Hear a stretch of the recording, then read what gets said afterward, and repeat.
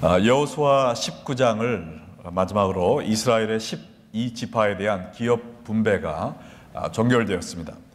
이제는 이스라엘 백성이 약속의 땅에서 하나님의 자녀로 살아가기에 필요한 생활 규범을 정하고 또 정비하는 것만 남았는데, 거기에 대한 일환으로 하나님께서 이미 모세를 통해 2번이나 이야기했던 도피성을 세우는 것에 대해서 이야기를 하고 있습니다. 이 도피성을 만드신 하나님의 뜻을 살펴볼 때 하나님이 죄인들을 얼마나 불쌍히 여기시고 그 죄인들이 회개하고 새로운 삶을 살기 원하시는지 하나님의 사랑과 자비에 대해서 깊이 깨달을 수 있는 것 같습니다. 먼저 도피성을 만드신 목적이 무엇인지 우리 여호수아 20장 1절로 3절 말씀을 보겠습니다.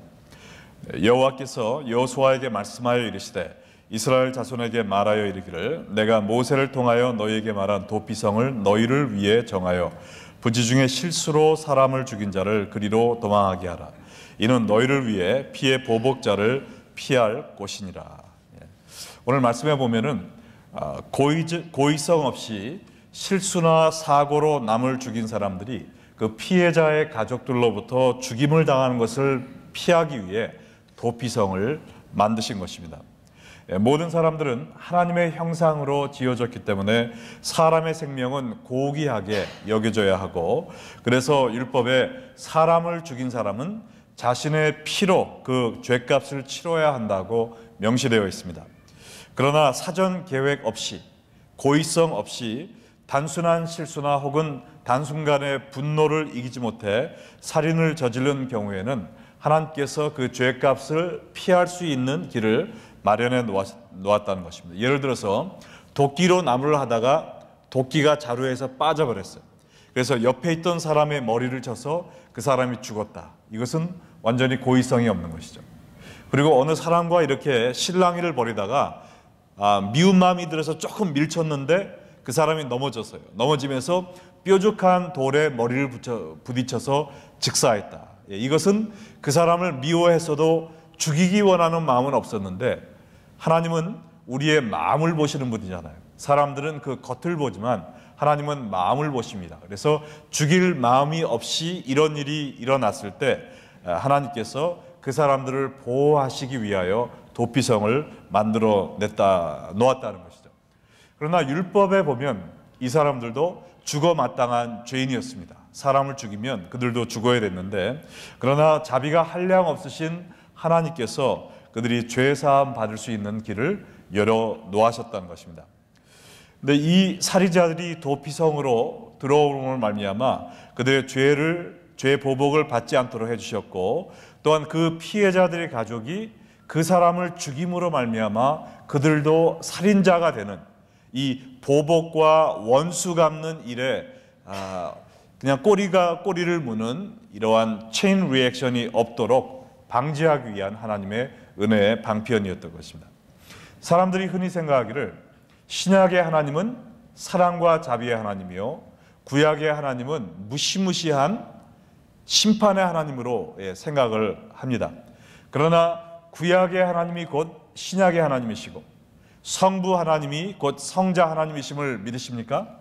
네. 하나님은 어제나 오늘이나 내일이나 변치 않고 동일하신 분이십니다. 근데 이 영원히 변치 않는 하나님의 속성이 무엇이냐? 죄인에 대하여 끝까지 인내하시는 자비의 하나님이라는 것입니다. 할렐루야. 저희가 새벽 기도마다 구약을 지금 한 장 한 장씩 묵상하고 있는데요. 저도 이 구약을 강해하면서 너무나 많은 것을 느끼고 배우고 있는데, 그 중에서 느끼는 것이 하나님의 자비로우십니다. 지금 에스겔서를 공부하고 있는데요. 저희가 예레미야가 에스겔서를 통해서 계속 남유다의 멸망을 경고하고 계세요. 근데 그렇게 죄를 지었으면 그냥 손을 들어서 파멸시키시면 되는데, 하나님이 차마 파멸시키지 못하시고 여러 선지자를 보내서 이러한 방법으로 저러한 방법으로 환상으로 비유를 써서 또 직접적인 방법으로 너희 그렇게 하다가는 멸망당한다. 그러나 내가 남은 자를 남겨둘 것이다. 메시아가 올 것이다 라는 이러한 경고만 계속하시지 수천 년 동안 진짜 멸망은 시키지 않으셨다는 것이죠. 이것이 하나님의 자비요 사랑인 것입니다. 죄인들이 회개하여 돌아오기를 간절히 원하시는 이 하나님의 자비는 영원토록 변치 않는 것임을 믿으시기 바랍니다. 신약의 하나님뿐만 아니라 구약의 하나님도 죄인이 멸망당하는 것을 보기 원치 않으시고 죄인이 회개하고 돌아오기를 간절히 기다리고 계십니다. 자, 그러면 이 도피성이 무엇을 예표하시는 것? 이 도피성은 바로 죄인들의 피난처가 되시는 예수 그리스도를 예표하는 것입니다. 우리 모두는 하나님의 말씀을 불순종하여서 하나님의 진노를 피할 수 없는 존재입니다. 그러나 하나님은 우리가 그의 심판으로 말미암아 영원히 멸망함을 원치 않으셨어요. 그래서 예수님이라는 도피성을 우리를 위해 마련해 주셨습니다. 그래서 우리가 예수 안에 들어갈 때 하나님의 형벌을 피할 수 있게 해주신 것입니다. 로마서 6장 23절에 보면 우리 다 같이 읽겠습니다. 죄의 싹은 사망이요 하나님의 은사는 그리스도 예수 우리 주 안에 있는 영생이니라. 우리가 죄를 지면 죽는 것이 마땅한 형벌입니다. 그러나 이 하나님의 은사, 여기서 은사는 뭐예요? 하나님의 은혜를 의미하죠. 하나님의 은혜는 예수 그리스도 안에 들어가는 자에게 영생을 주시는 것입니다. 정말 마땅히 죽을 수밖에 없는 우리 죄인들을 위하여 예수님이란 도피성이 오셔서 우리가 예수 안에 들어가기만 하면 하나님의 형벌과 심판을 받지 않고 영생이라는 귀한 선물을 받게 해주신 이 예수님의 은혜가 이 구약에도 도피성을 통하여 나타난 것입니다. 할렐루야.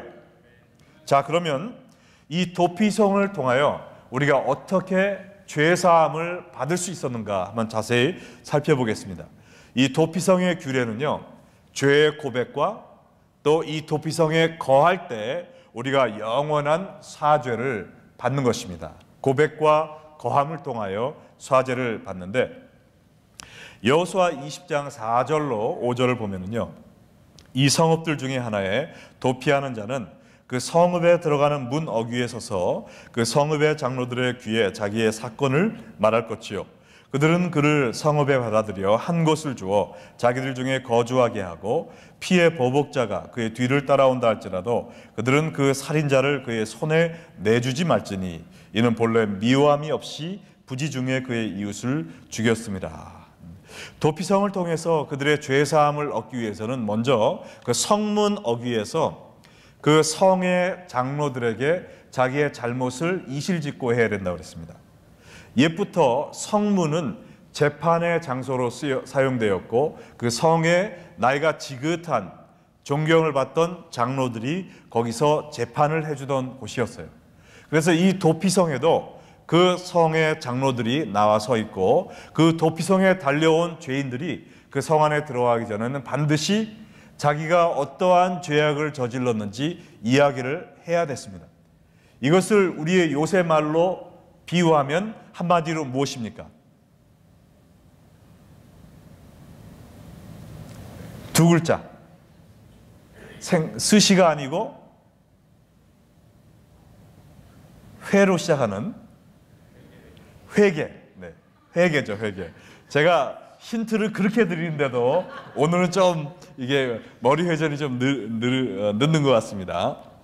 네, 이 성악위에 있는 장로들에게 자기가 어떠한 잘못으로 사람을 죽이게 됐는지 이야기해야 그 안에 들어갈 수 있다는 것입니다. 이와 마찬가지로 우리가 예수 안에 들어가기 위해서는 반드시 무엇이 필요합니까? 회개가 있어야 되는 것이죠. 예수님이 나를 위해 돌아가셨어요? 아, 좋은 소식이네. 내가 예수 믿을게요. 믿어줄게요. 이게 아닙니다. 참된 회개가 있어야 된다는 것이죠. 그리고 우리가 회개하는 것에서 끝나는 것이 아니라 그 성 안에 들어가야 되는 것입니다. 회개만 하고 성 밖으로 나오면은 지금 누가 쫓아오고 있습니까?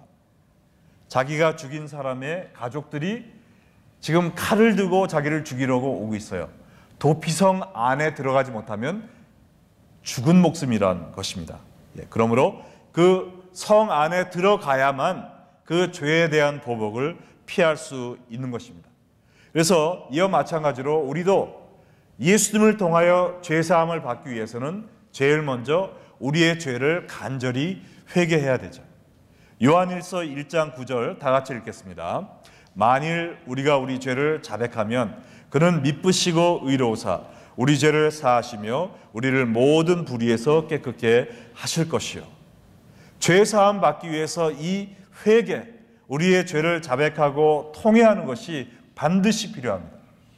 회개 없이 예수님을 영접하는 것은 거짓 영접을 한 것입니다. 꼭 이 자백이 있어야 우리의 도피성인 예수 안에 들어갈 수 있는 것입니다. 제가 여러 번 얘기했지만 참된 회개는 무엇입니까? 입으로만 제가 잘못했습니다 앵무새처럼 말하는 것이 아니죠. 네 가지가 있다고 그랬잖아요. 첫 번째는 뭐예요? 귀입니다. 우리의 귀를 통하여 성령의 책망하시는 소리를 들어야죠. 하나님의 마음을 아프게 했다는 그 음성을 들어야 됩니다. 그리고 우리의 머리로 겸손히 우리의 죄를 시인하고 고백해야 되는 것입니다. 내가 그 죄를 지었습니다.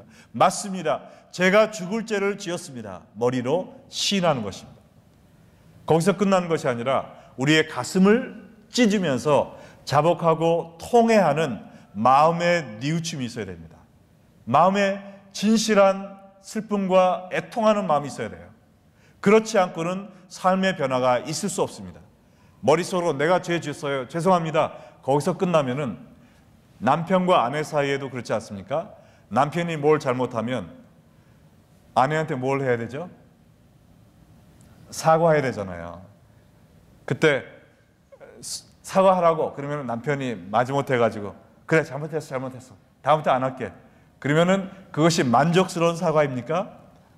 와이프가 You don't mean it 말로만 진실된 사과를 받기 원하잖아요. 그것처럼 우리도 하나님 앞에서 진실된 회개를 하기 위해서는 가슴을 찢는, 마음을 찢는 그러한 애통하는 회개가 있어야 되는 것입니다. 거기에서 마지막 네 번째로 우리의 발이 죄를 떠나 의를 향해 걸어가는 것이죠. 죄에서 돌이켜 의로운 생활하는 이 귀와 머리와 가슴과 발의 회개가 있을 때 진정한 회개인 줄로 믿으시기 바랍니다. 그리고 회개만 하고 우리가 세상으로 다시 나가면 어떡합니까? 완전히 원수 마귀의 밥이 되는 거죠. 원수들이 지금 칼을 들고 쫓아오고 있어요. 우리가 지은 죄가 얼마나 많습니까? 그 죄를 걸고 넘어지면 우리는 죽을 수밖에 없어요. 어디로 도망가야 됩니까? 예수님 안으로, 도피성 안으로 들어가 거할 때만 우리가 참된 생명을 경험할 수가 있습니다.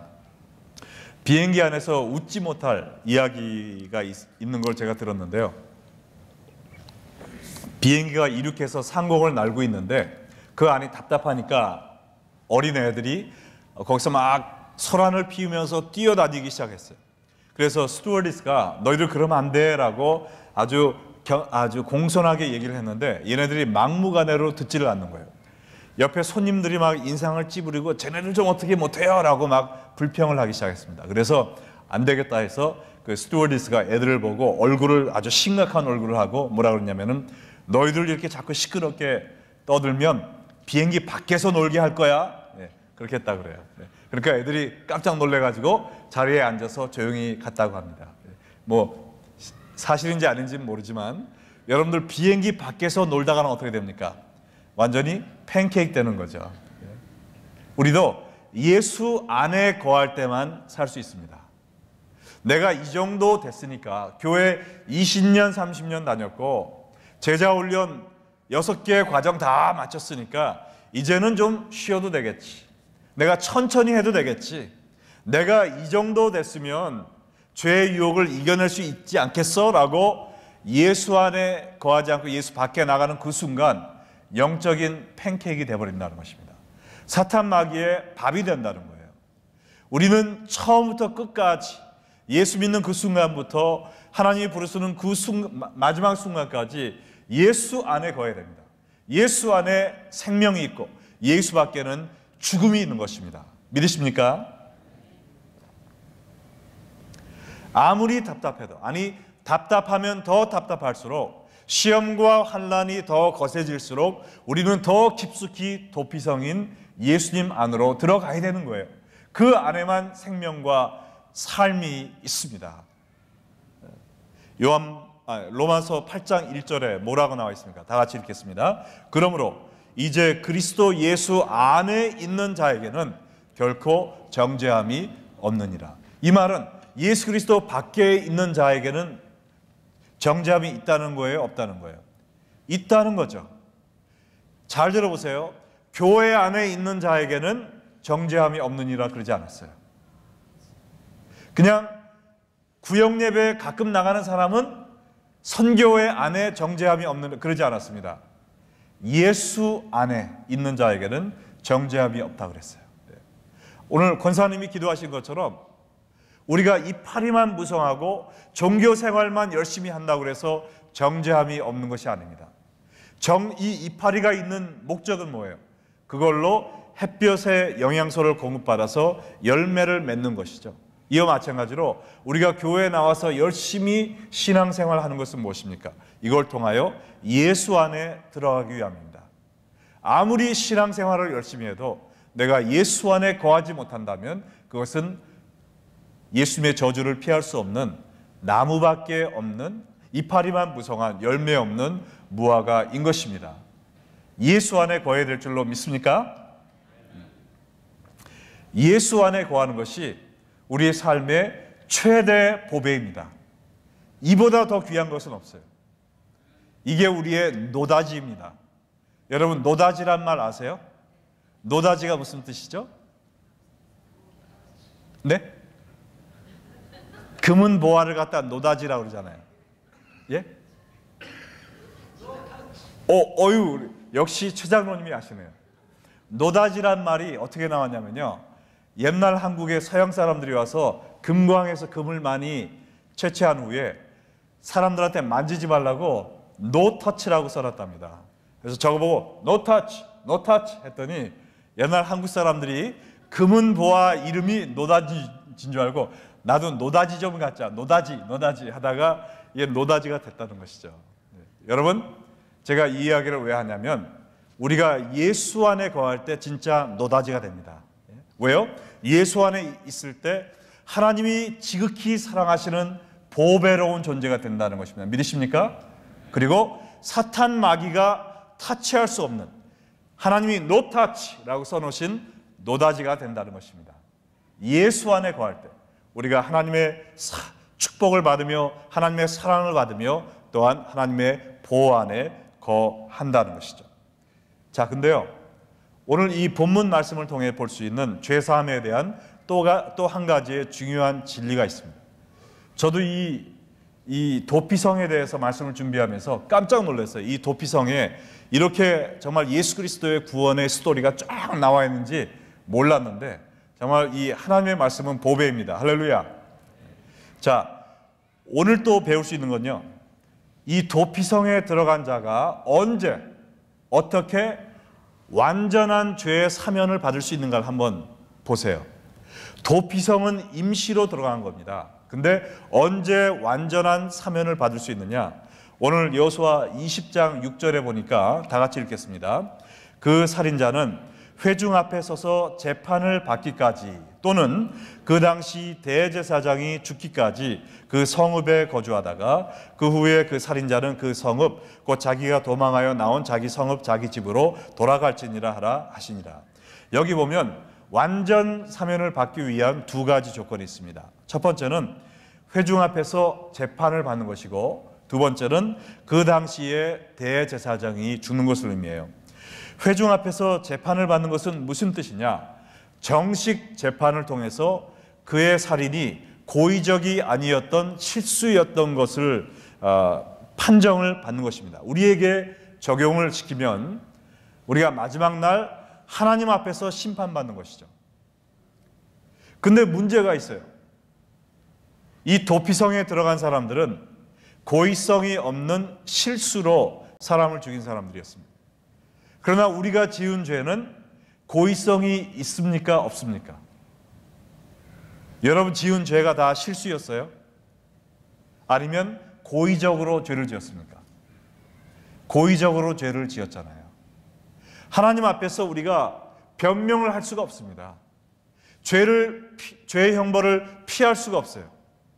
하나님도 우리에게 지옥의 형벌을 내릴 수밖에 없어요. 그게 하나님의 법이시기 때문에. 그러나 하나님이 그 판결을 내리시기 전에 우리가 믿는 건 무엇입니까? 예수님께서 잠깐만요.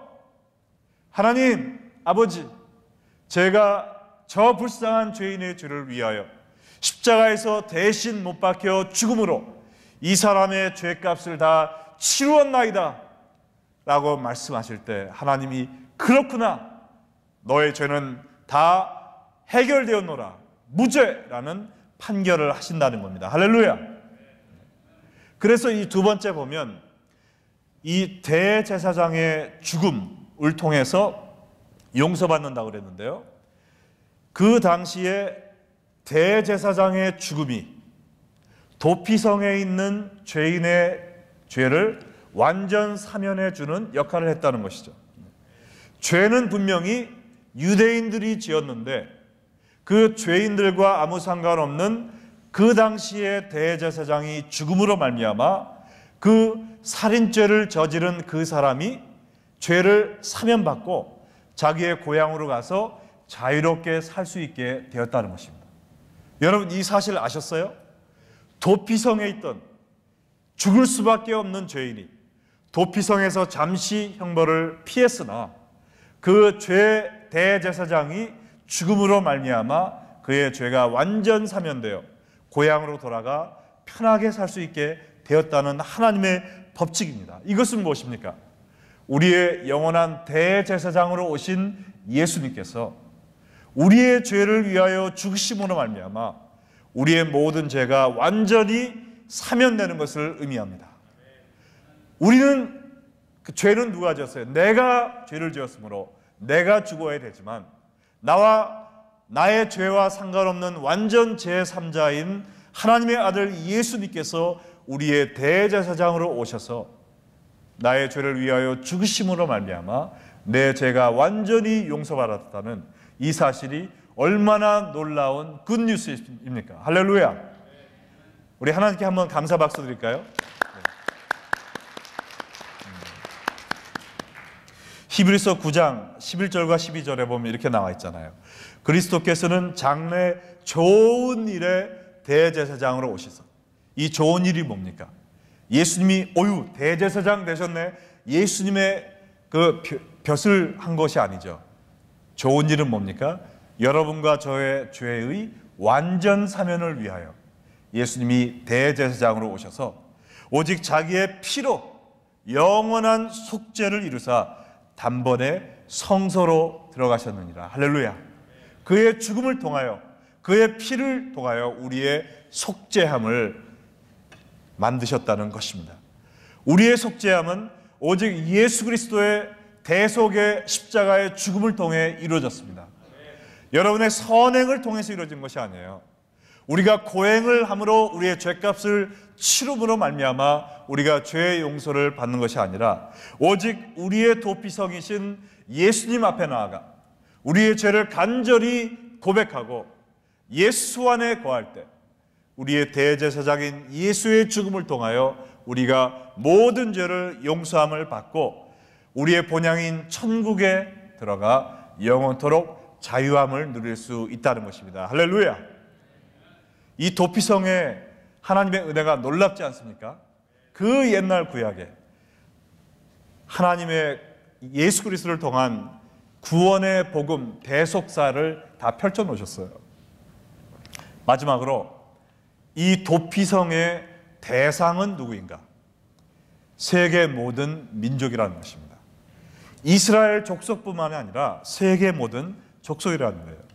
여호수아 20장 7절과 8절 읽어봅니다. 시작. 이에 그들이 납달리의 산지 갈릴리 게데스와 에브라임 산지의 세겜과 유다 산지의 기럇 아르바 곧 헤브론과 여리고 동쪽 요단 저쪽 루벤 지파 중에서 평지 광야의 베셀과 갓 지파 중에서 길르앗 라못과 르마세 지파 중에서 바산 골란을 구별하시니. 자, 보면 요단강 동쪽에 세 군데, 또 요단강 서쪽에 세 군데입니다. 또 이 이스라엘 전체 북쪽에 세 군데, 남쪽에 세 군데요. 지도를 한번 보시겠어요? 지도에 보면은 요단강 동쪽에 세 군데가 있죠. 그리고 서쪽에 세 군데 있습니다. 이 갈릴리와 이 북쪽에 세 개가 있고, 또 사마리아와 유대, 또 베레와 이 남쪽으로 세 개가 있잖아요. 왜 이렇게 해놓으셨을까요? 왜 전 지역에 퍼뜨려 놨을까요? 뭘까요? 실수로 죄를 지은 사람들이 너 죽고 나 죽자 하고선 그 피해자 가족들이 칼 들고 쫓아올 때 쉽게 도피성에 들어갈 수 있도록 여러 군데 만들어 놓은 것입니다. 모든 사람이 죄 가운데 죽을 수밖에 없는 그 상황에서 이 도피성을 통하여 쉽게 하나님의 은혜를 경험할 수 있도록 전 이스라엘 전역에 퍼뜨려 놓은 것이죠. 이스라엘에 있는 모든 성은 밤이 되면 문을 걸어 잠궜지만 이 도피성은 성 밖 문을 잠그지 않았다는 것입니다. 항상 열려 있었다는 거예요. 언제든지 누구든지 이 도피성에 들어갈 수 있도록.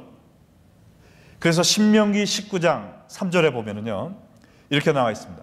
내 하나님 여호와께서 내게 기업으로 주시는 땅 전체를 세 구역으로 나누어 길을 닫고 모든 살인자를 그 성읍으로 도피하게 하라. 그래서 이 지역을 구분해서 도피성을 만들었는데 뭐를 하라고 그랬어요? 길을 닦으라고 그랬어요. 도피성으로 가는 길은 가장 넓은 길로 만들었다는 것입니다. 그리고 도피성이 있는 곳곳에는 큰 사인을 붙여가지고 뛰어가는 사람도 도피성이 어디 있는지 알 수 있도록, 쉽게 알 수 있도록 만들었다는 것입니다. 이게 하나님의 은혜죠. 우리가 죄를 지음으로 말미암아 아마 하나님과 우리 사이에 그 죄로 인하여 큰 틈이 생겨버렸어요. 아무리 선행으로 아무리 큰 노력을 해도 우리가 하나님께로 갈 수가 없습니다. 그러나 하나님이시고 인간이신 100% 하나님이요 100% 인간이었던 예수님이 우리에게 큰 다리가 되어주셔서 십자가를 통해서 하나님께 나아갈 수 있는 쉬운 넓은 길을 마련해 주셨다는 것입니다. 할렐루야. 근데 20장 9절에 보면 이 도피성은 이스라엘 사람들 뿐만이 아니었습니다. 다 같이 한번 읽겠습니다. 이는 곧 이스라엘 모든 자손과 그들 중에 거류하는 겨류민을 위하여 선정된 성읍들로서 누구든지 부지 중에 살인한 자가 그리로 도망하여 그가 회중 앞에 설 때까지 피해 보복자의 손에 죽지 아니하게 하기 위함이라.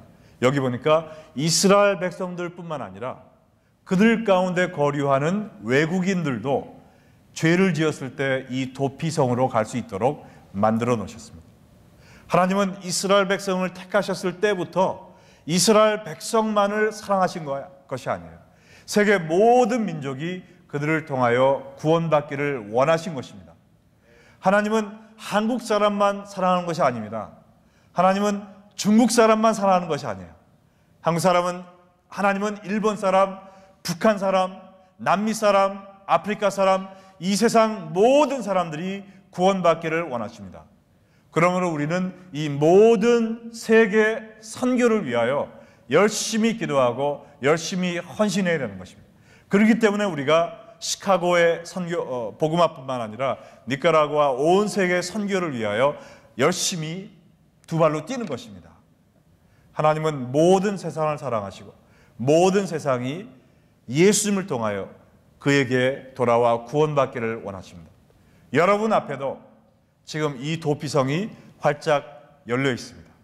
예수 그리스도라는 도라는 도피성을 통하여 우리 모든 백성들, 이 온 세계 민족들이 하나님께 돌아와 죄사함 받고 예수 안에 거하며 예수 그리스도의 죽음으로 인하여 우리가 우리의 죄를 완전히 사면받아 우리의 본향인 천국으로 들어가 하나님과 영원토록 영생복락하는 것이 바로 하나님의 가장 큰 소원인 것입니다. 오늘 우리가 다 함께 기도할 때 정말 우리를 위하여 이 도피성 대신 예수님을 마련해 주신 하나님의 은혜에 감사하는 기도를 먼저 드리겠습니다.